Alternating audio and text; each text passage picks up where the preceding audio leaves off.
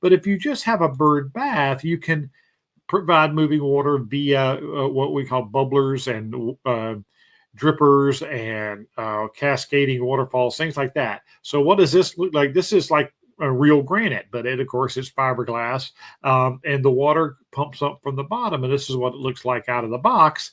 You have the rock that's supposed to look, natural, and you got an aquarium pump that you put. It goes inside of it. So the water in your bird bath or your water feature that you're putting this in needs to be deep enough that the pump can continue to pump water up. And again, you can set the height of the amount of that's coming up. So sometimes you just a little bit, and then it cascades back down, and that's enough to keep the water moving and attract birds.